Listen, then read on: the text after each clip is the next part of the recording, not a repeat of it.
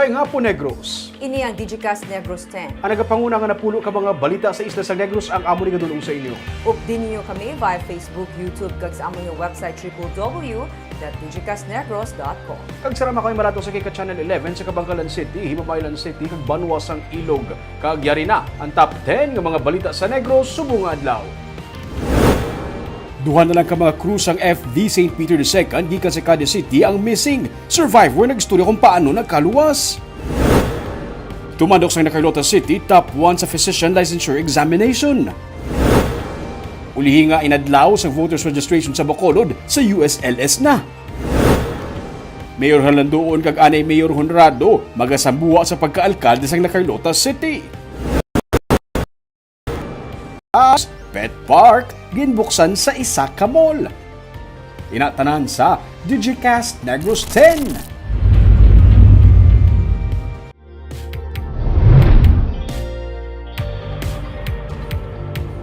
Sa number 10, nangin top-notcher sa natapos nga physician licensure examination ang tumandok sa La Carlota City nga si Maria Inez Benedicto. Si Benedicto, nga valedictorian sa West Visayas State University, ang nanging top 1 sa board exam sa score nga 87.83%. Iya kaupod sa top 1 spot si Jude Philip Sebrecus sang Cebu Institute of Medicine. Si Benedicto ang nanging top 7 man sa Medical Technology Board exam sang 2017. Siya ang MedTech graduate sang University of Negros Occidental, Recoletos. 1,084 ang nakapasar sa September Physician Licensure exam gikan sa 1,546 ka takers. Ini ang ikaduha na nga sunod nga tuig nga nakasulod ang Negrense sa top sang PLE matapos mag-top 2 man sa nagligid nga tuig sa board exam ang Bacolod nun nga si Patrick Mabugan.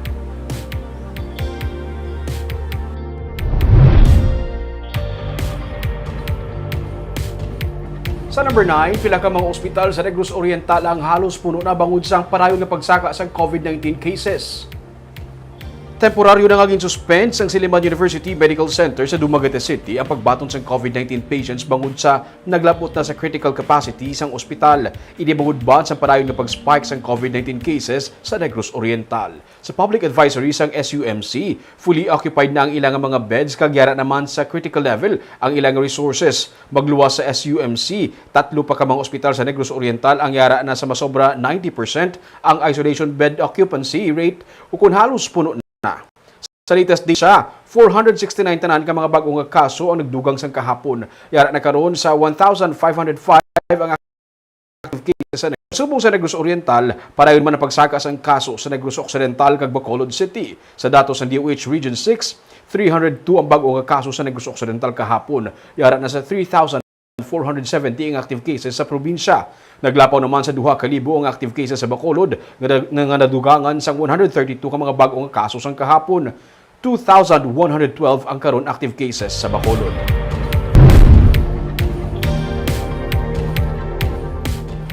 Sa number 8, vaccination program sa Bacolod ang mas ginpabaskog sa dungan nga vaccination drive sa 34 ka mga vaccination area sa syudad.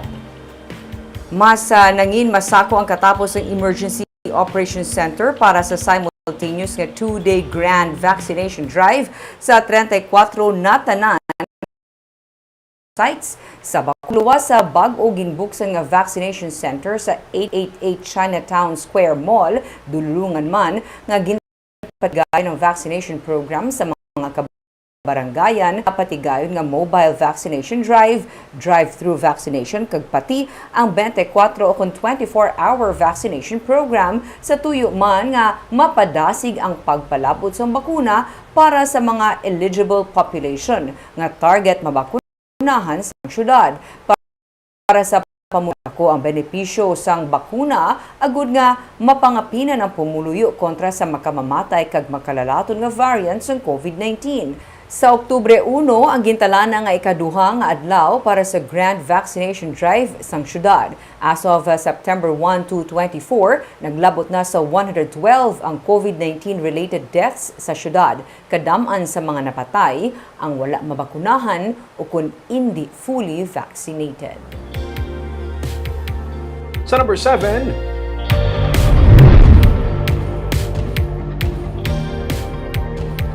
duwa ang patay sa separado nga insidente sa pagbunggo sa highway sang Silay City.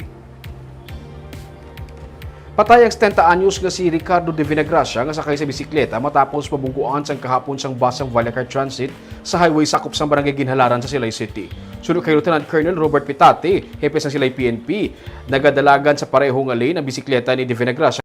Bus, hinali na lang sunod sa kay Pitate nga nag-left turn ang bike gikan sa outer lane. Gani ini ang nabungguan sang bus nga yara naman nagadalagan sa inner lane. Gindetain ang driver sang bus kag desidido ang pamilya nga magpasaka sang kaso batok sa iya. Naghatag man sang financial assistance ang tagdumalahan sang Valacar Transit sa nabungguan kag sila ang nakigangot naman sa pamilya. Agud makita sa CCTV sang bus ang natabo nga pagbunggo.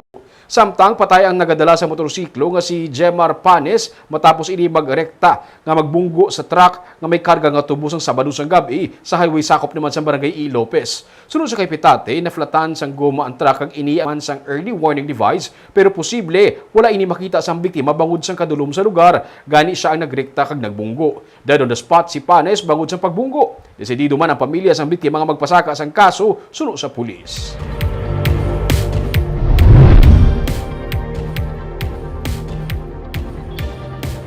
Sa number 6, sininga semana mahimong mahibaluan ang mga desisyon para sa 2022 elections. Inisuno kay anay Congressman John Orola nga nagsiling nga padayon man siya nga nagahulat sang abiso gikan sa PDP laban Kusi faction. Makapila ka beses naman nga na-postpone ang pagtililipon sa grupo para sa Negros Occidental. Mahimusuno kay Orola, wala na sang convention nga matigayon kag ang matabo by appointment na lang. Damlag pa matapos nagwang balita nga mahimo magapapili bilang gobernador sa Negros Occidental si Orola, ginsiling sini nga ang iya mga desisyon na magadepende pagkatapos ang PDP laban nga pagsinapol. Ginsulit ni Orola nga ang iya ginpresent amo nga mayara siya sang advocacy kag ini isa ka political platform. Luyag niya nga maghatag sang bulig pero gusto man niya hatagan sang pagtamod kung ano ang panawagan sang mga pumuluyo. Until such time that it is not yet told to us what is the decision, hindi na ko anay mag-meeting. The meeting was postponed today. As to the matter related to who is appointed and who is supposed to hold the PONA, we have to wait for the instructions from Manila.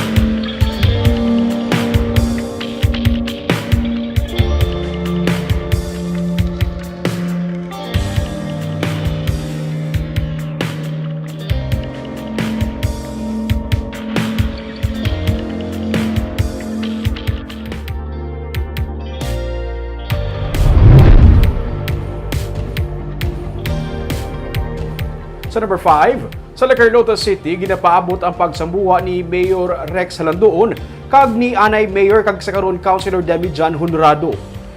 Sunod sa kay Vice Governor Jeffrey Ferrer nga presidente sang United Negros Alliance o UNEGA, si Mayor Halandoon ang nahatagan sang CONA o ang Certificate of Nomination and Acceptance sang partido. Kung sino ang nahatagan sini amo ang paghahatagan sang suporta sunod sa kay Ferrer. Sunod naman kay Mayor Halandoon, sadto anay katapo man sang UNEGA si Honrado, karon hindi na siya miyembro sang grupo. Kung magpapili man bilang alkalde si Honrado, iya inidesisyon sunod sa kay Ferrer. Si Halandoon ang nagbulos sa kay Mayor Luis Jackie Halandoni III sang magtaliwan ini sadtong Enero 2020 bangod sa ginabatsag nga masakit. Ang gintagaan lang sa CONA, amo nang suportaho ng Omega. So kung gintagaan si Rex, siya na iyang kandidato sa Omega.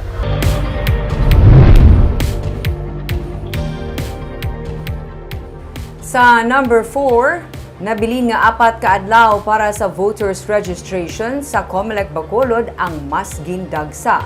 18 naman ka mga persona na isyuhan sang citation ticket bangod sang pagsupak sang health protocols kag curfew.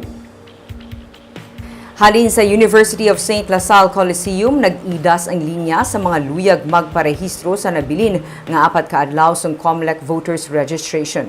Pagkato sa Doctors Hospital sa BS Aquino Drive, humalin kainas ang kaagahon. Ang katapos ng task force disiplina, temprano pa man nga sa mga nagasupak sa minimum health protocol, tubtub nga naisyuhan sa mga citation ticket ang 18 ka mga persona. 13 ang nagsupak sa curfew kag 5 ang nagsupak sa City Ordinance 926 nga may kangtanan sa mandatory use of face mask kag face shield sa mga pampugar. Bangod sa tuman kadamo ang naglinya, pila sa ila ang ginpapauli na sang task force. Isa-isa man nga ginpapauli sa pulis kag barangay tanod ang nakatapos na parehistro kag ang mga naga-istambay sa gwa sang universidad. Subong man nga adlaw, nagbalik sa serbisyo si Bacolod Election Officer Attorney Catherina Trinio Canya kag ang 12 pa ka mga empleyado sang Comelec Bacolod nga nagpaidalom sa quarantine matapos nga na-expose sa kaupod sa obra nga COVID-19 positive. Natalana magtakop ang voters registration sang Comelec sa Setyembre 30. Balik na lang kami. Pila naman, boss. Pila naman sa tao. Te alas 3 ka mo kayo na nagpila. Te anong next nyo nga himuon? Ay, manjapon na oras yun. Pila naman kami sa tao. Ayhan makaingagaw ka mo, ma'am, kay last 3 days subong. Ako sigurado, wala nang inamon eh, makaparistro kami.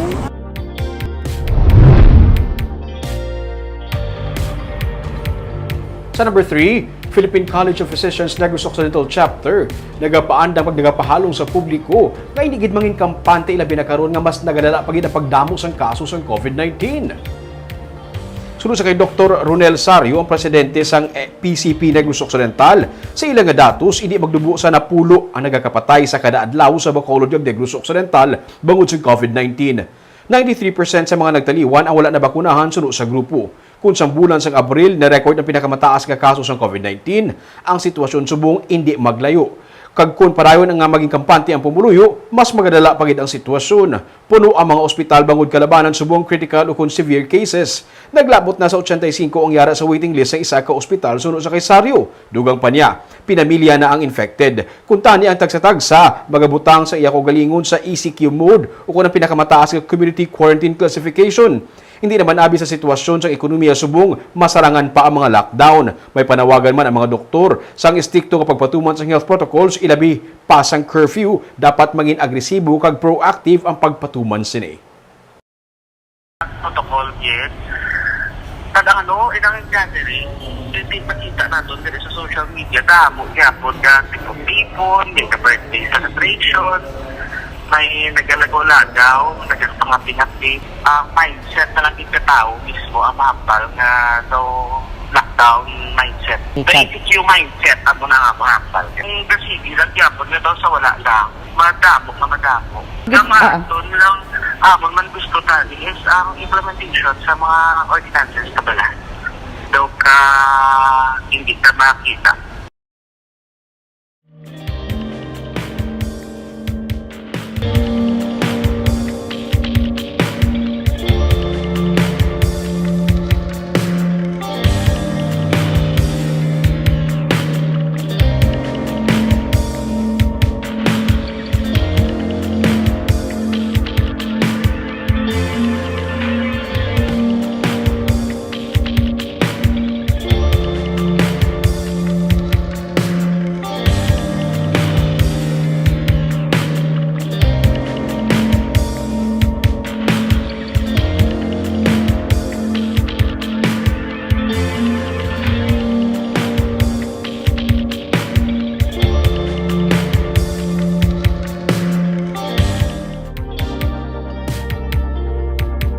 Sa number 2,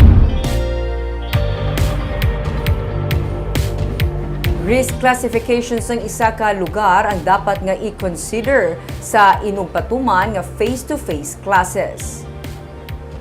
May 16 ka mga eskwelahan sa Negros Occidental kabagkolod nga nalakip sa 29 tanan ka mga eskwelahan nga iga-assess ang Department of Education para sa ginadihon nga pagbalik sa face-to-face classes sa mga estudyante. Kalabanan diri ang mga eskwelahan nga yara sa remote areas nga may manubo kag wala sang COVID-19 cases. Sunod sa katapos ng Center for Health and Development sa Department of Health 6, dapat i-consider ang risk classification sa isa ka lugar antes pa man sugda ng pagpatuman sang face-to-face classes. Inibangod man sang nagasaka nga COVID-19 cases kag nagaluntad nga clustering of cases tugas ang mas makalalaton nga variants of concern. Ang Bacolod City kag Negros Occidental ang lunsay ginakabig yara sa high risk tungod yara na sa critical ang healthcare utilization capacity rate kag napaidalo man sa alert level 4 kung sa diin ginadumili ang gihapon ang pagwa sa balay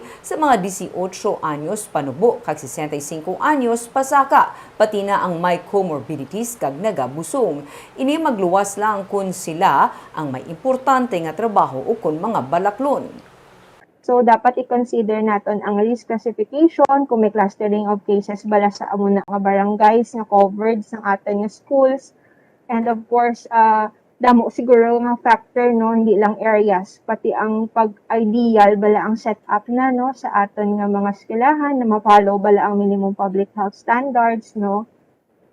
Ang aton nga mga teachers, no, prepared bala sini sa aton nga face-to-face naton nga mga class. Kag sa numero 1 sa mga balita, subong nga adlaw.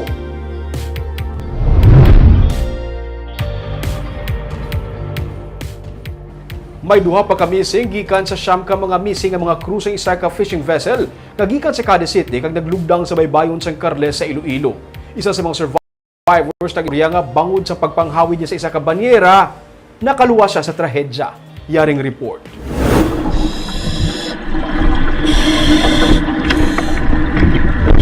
Ang ini nga video kuha sang Philippine Coast Guard sa aktual nga pag-retrieve sa mga bangkay gikan sa naglugdang nga FV St. Peter II. Nagikan sa Cadiz City ang among fishing vessel kag naglugdang sa baybayon sang Carles sa Iloilo Biyernes ang aga.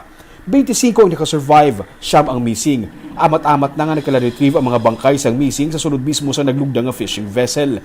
Ang bana ni Lovina Calvo nga si Victor ang isa sa ila. Siya ining lalaki sa underwater video nga nakuha sa fishing vessel sang kahapon. Siya ang steerman sang barko. Pagkakita ni Lovina sang bayo sang among lalaki, nakahibalo na sa dayon nga ini ang iya nga mister. Ang ginasaksak niya blue. Amo ni nga bayo O pareho sina nga bayo pero color blue. Tapos ang jogging pants siya nga may related nga puti ako man nagbakal. Kag ang iya nga relo. Aram paris. Pari-paris ka mo nilo? Pareho kami relo. Do couple watch? Oo. Tapos ang kulimtas siya nga stainless. Muna nakambal ka nga saged. Nagsindi siya sang kandila sa atubangan sa detrato ni Victor. Ginabitbit niya pa ang relo nga katerno sa relo man sang iya nga bana. Wala na siya kuno sang luha nga iluha pa. Nabaton niya na ang natabo sa iya nga mister. Kaupod ni Victor sa among fishing vessel ang iya lolo nga si Frankie Chavez nga amo ang kapitan kag kaina lang nasapuan ang bangkay. Bayaw niya si Manuel Auditor nga missing pa as of press time. May tatlo pa sila ka mga himata nga mga survivor kag isa sa ila diri ang pakaisa sang iya misis nga si Raymond Magallanes. Istorya ni Raymond, hindi dalagko ang balod sa baybayon sang Biyernes. Hinali na lang kuno nagtakilid ang ilang nga fishing vessel. Naghingagaw na sa lumpat. Amat-amat nga naglugdang ang barko. Nakapanghawid sila sa isa niya kakaupod sa isa ka banyera. Mga duha ka oras sila nga nagkapakapa sa dagat antes na rescue sang skiff boat. Una na yung luya, ulihi kami kuha kag may ulihi pagit sa amon nga gikuha. Ano pila ka oras mo sir ka nga nagkakalutaw ano? Mga sobra mga lapit 2 ka oras ka uyat ko sang banyera. Banyera lang gid ang Duwa kami ni JC Harina. Banyera ang nauyatan niyo para Oo nga nakaya giamon giyatan nga 2 timbang para da kami ko. Bukod sa banyera, nakasurvive ka mo. Oo. Nagbulig sila sa pag-rescue sa iban pagidilang nga mga kaupod pero ang iban wala na makalumpat gikan sa barko. 22 sila nga on board sa barko ang survivor kag 3 ang gikan sa skiff boat. June 2008, mga masobra sa isa ka gatusman ka mga mangingisda diri sa Cadiz City ang namising sa baybayon bangod sang bagyo nga Frank. Isa si Victor sa mga mangingisda nga nagbulig sa pagpangita kapag rescue sa iya nga mga kaugdanan. Sa kamukuno nga tiyon, nakapamilin-bilin na siya nga daan sa iya sini nga misis. Hindi pwede makapatato sa pamilya ni Lovina pero ang iyabana nga si Victor naglisensya nga mapatato kay saksi siya sa natabo sa mga crew sa mga barko nga nalunod bangod sang bagyo nga Frank sadto. Mabudlay na makilala ang mga crew sa barko nga nagakalalunod kung malawigan sa tubig. Gusto niya makilalaan siya kung matabo ini sa iya. Gani, nagdesisyon siya nga magpatato. Do feeling ko do ginasad to nga time guro amo to nga time guro do gina-educate yan ako nga daan nga kung ano matabo sa iya. Ma-prepare na lang gid ko.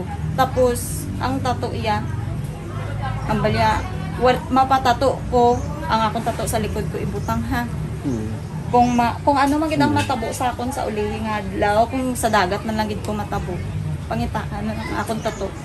Sunod sa Philippine Coast Guard, nagasigi pa ang pagpangita sa mga missing tubtub karon. Ongoing pa mangyapon to ang aton nga retrieval underwater operation naton. Tungod sa may napangita pa kita nga mga remaining nga mga missing. I hope nga tani nakaluwas lang bala sila.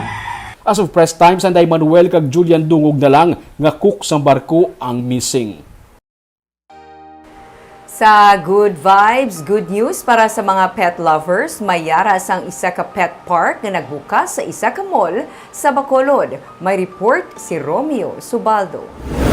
Pati ang mga hinuptanan kung mga pets ang pwede maka-enjoy sa mall. Sang Sabado, formal na nga ginbuksan sa publiko ang pet park sa Top Breed kag sa Robinson's Place, Bacolod. Sunod kay Maxine Galapan, ang Assistant Mall Marketing Officer. Nakita nila ang nagadamo ng mga pet lovers sa Negros, ngani pati ang mall ang bukas na para sa mga pets kag may pet park pa. So we could see that on Facebook, on IG, di ba? Mga Instagram materials, Facebook groups, we could see a lot of pet owners nga ga-create with sa mga groups. Ginahaylo ang pet lovers nga iparehistro ang ido o kunkuring sa Happy Pets Club para makuhaan sang ID kag maka-enjoy sa pet park. To be a member, you just need to bring the photo of your pet and photocopy of the owner's ID and vaccination card. So that's simple. And Basta may ID kag naka-diaper lang ang pet, pwede makalibot sa mall. Sang amuman nga adlaw, gipatigayo ng Pet Adoption Day sang Potion Project para ihaylo ang publiko nga mag-adopt sa ido nga mga na-rescue. Martin sugdan sa isa ka good news nga top-notcher from La Carlota City sa physician's licensure exam kag of course may pet park na para sa mga pet lovers. May kita ang nagapangimbulahan gid no sa kay doctor na siya sa buong Benedicto. Pride sang Negros Occidental. Kag syempre sang La Carlota gidi kay ti grabe siya naghalin. Kag Lin ay sang La Carlota daw siya Barb. Beauty and Grace.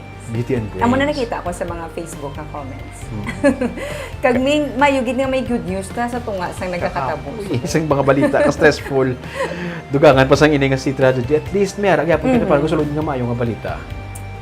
Kagabuya itong mga balita sa Negros subong nga adlaw. Kay man sa panahon karon importante nga may ibalo ka sa nagkakatabo sa imo nga palibot. Pero dapat balanse kag eksakto ang mga impormasyon. Padayon kami nga magapangalagad sa Negrosanon. Ako si Barbara Mijares. Tubtub sa buwas ako naman si Romeo Subaldo, mayong hapon.